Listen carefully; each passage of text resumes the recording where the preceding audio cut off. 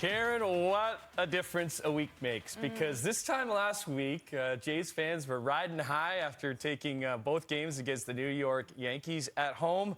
This morning, us Jays fans are reeling a little bit after losing both games at the Rogers Center to the AL West champs from Seattle. And so they dropped the first game on Sunday. I was in the building, 3-1, and we thought the rookie phenom Trey Savage could bring some magic like he did against the Yankees, but he would give up a 3-run homer to Julio Rodriguez in the first inning before he recorded it out. He would settle in, though. Jays responded for him. Nathan Lucas, after driving in a run the first, brings home the tying run in the second. We got ourselves a whole new ball game, but head to the fifth, still tied at 3.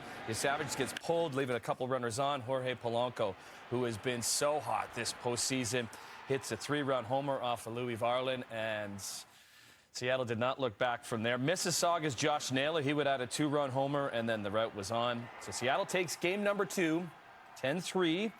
Now they go to Seattle. Now they go to Seattle. And what a weekend for the Mariners, because after beating Detroit in 15 innings on Friday night, they fly across the continent. Everybody thought they were going to be tired. They did not look tired. They looked 15 innings is yeah, what? they looked pretty darn good over the weekend. So they take a 2-0 lead on Toronto. 87% of the time when this happens in the LCS, those teams go on to win the League Championship Series and go to the World Series. Let's see what the Blue Jays can do.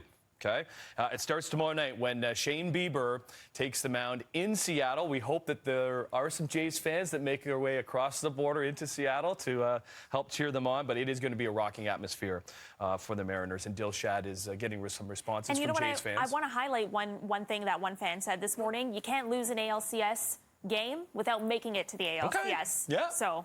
Yeah, we'll take any positives at this point. Bring them on, because let's have some positive thoughts, because it is a 7-game series. Let's go to the National League, because they got their series going last night in Milwaukee as they were hosting the defending champs from L.A. It would be those Dodgers. This is a low-scoring pitchers duel, but another Canadian, adopted Canadian, Freddie Freeman, would break the scoreless tie in the 6th, his first home run of the postseason. Dodgers backed by 8 sparkling innings by Blake Snell would take a 2-0 lead into the 9th, and then they would sneak out the 2-1 win. So they lead that series 1-0. Game 2 of that one, that goes tonight. First pitch just after 8 o'clock. You can watch it on Sportsnet and Sportsnet Plus. Back to the Big Smoke, where it was supposed to be a magical Monday in town, because you had the Leafs. They moved up the start time for their game at 2 o'clock, which led right into the Jays game.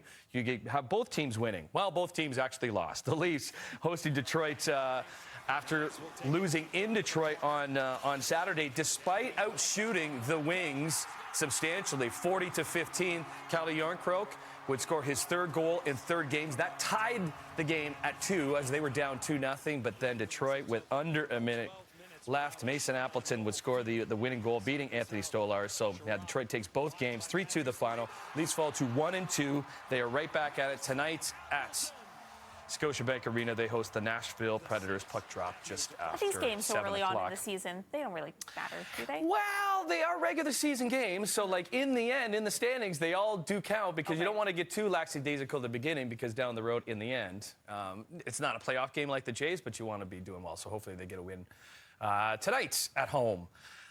Thank you for being here. Hope you had a winning weekend. Weather-wise, not too bad.